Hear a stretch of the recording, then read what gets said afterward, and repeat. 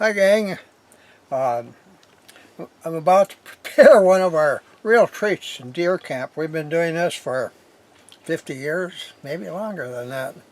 But anytime we get a deer, we save the heart. The heart goes in a plastic bag and bring it to camp. And we have heart as an hors d'oeuvre.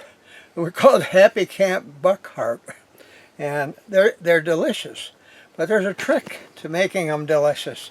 Heart meat can be really tough, like rubber, and you got to do a few things to make it turn out to be tender and delicious, and so simple, but a few things you have to do.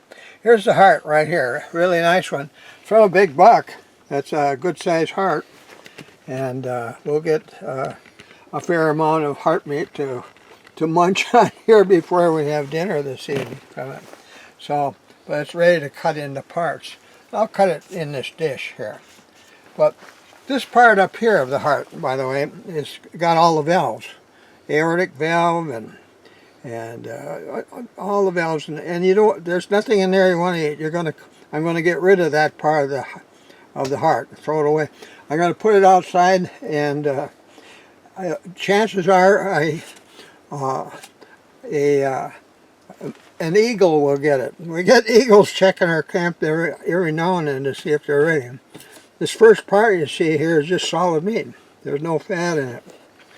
And if you were just to fry it, it would be tough and it wouldn't be juicy.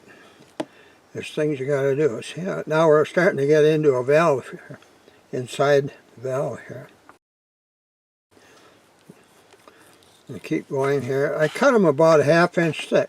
See, like this. Keep going like this.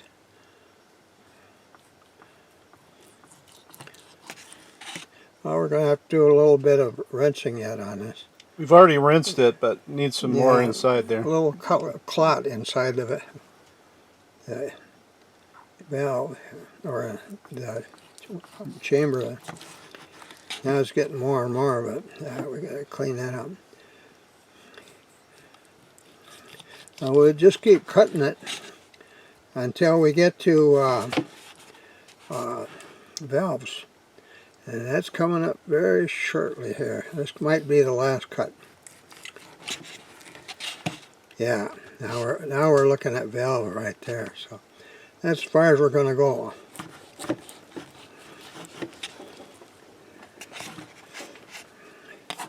Okay, so we're going to wash this. Okay, well, like I said, it can be tough, this heart meat. So I got to tenderize it, and I'm going to do it with a fork and tenderizer. Sprinkle it with tenderizer. So what kind of tenderizer are you using? Oh, 8/0. Pretty common. Works good. You gotta get it all over. You put it on both sides? Yeah. Okay. Poke. Get some of that into the meat.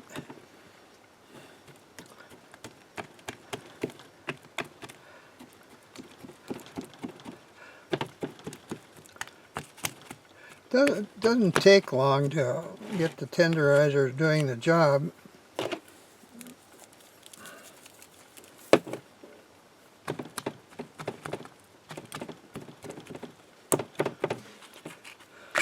One thing, pretty soon my end of my finger is going to be tender.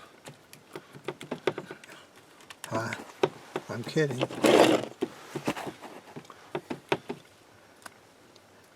That kind of tenderizer is good for bee stings too. Gets rid of the pain, and it just, you get no after effects from the sting.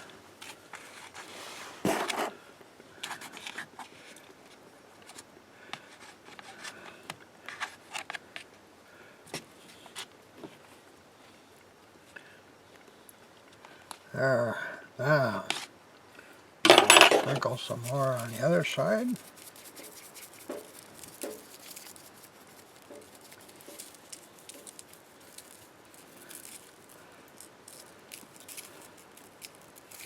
There. Now we'll poke it in there a little bit.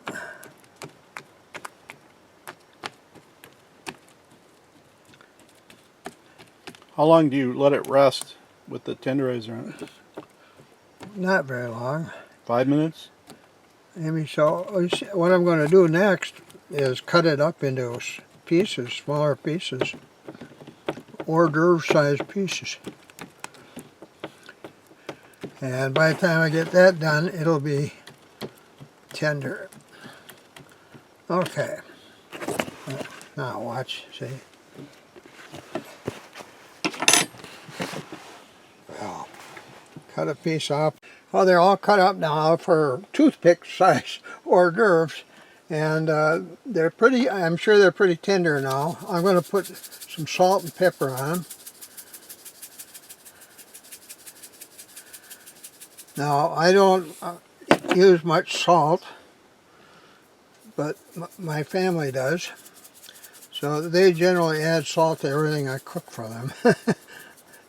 And pepper. That'll do it. Well, we'll put some butter in the pan.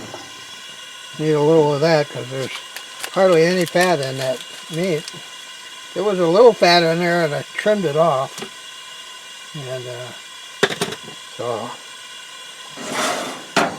for some reason, people complain there's too much cholesterol in heart meat. Well, the cholesterol's on the outside, the fat part. So if you trim that off, you just got meat. I'll let that get a little hotter before I dump that in. Okay, here goes the meat.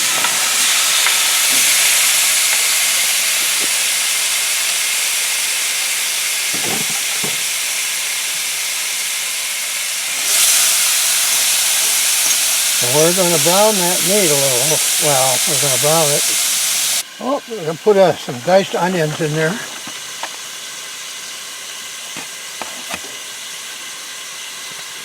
If I had some mushrooms, I would put mushrooms in there too.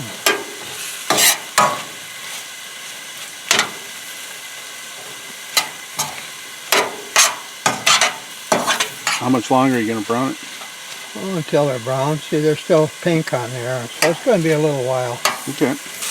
There, just about done with this step. The thing about all venison, if you cook it too long, it gets rubbery. It gets to be tough. You don't want that to happen. It's just brown on the outside. I don't see any more pink anymore. Okay. Next, we're going to put in cream of mushroom soup.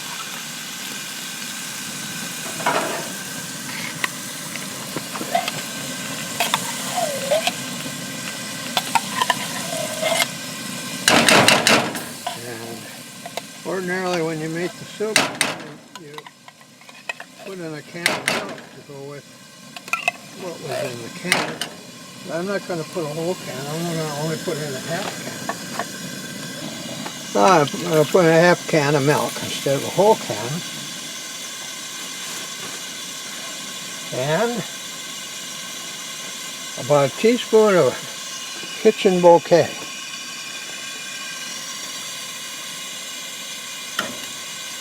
That'll do it. Now,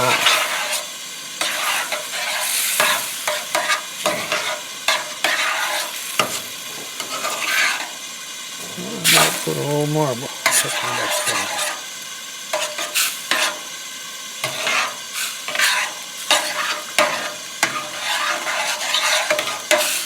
Yeah, I want a little more.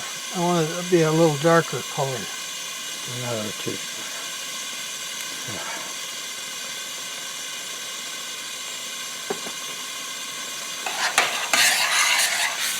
That's better.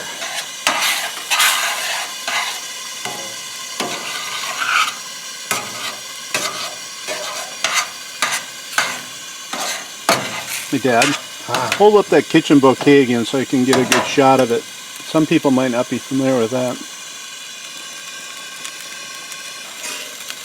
Now, we'll just let it simmer for about 10-15 minutes. Like that. That looks good. That's going to be wonderful. There. Turn that down a little bit.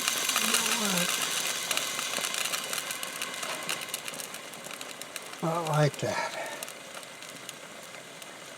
Okay, let's relax for a little bit here. Let's check the time. Well, the heart is done now. Ready to eat. Ready to sit down, play a game of cribbage, and eat some of this stuff, some of this venison heart. It's going to be nice and tender and delicious. You really are going to love it. This is just really tasty. You can love watching us eat it. Now, let's get a bowl, and we'll put that pieces in a bowl. Leave it in that. Just get a hot pad. Okay, well, we can do that.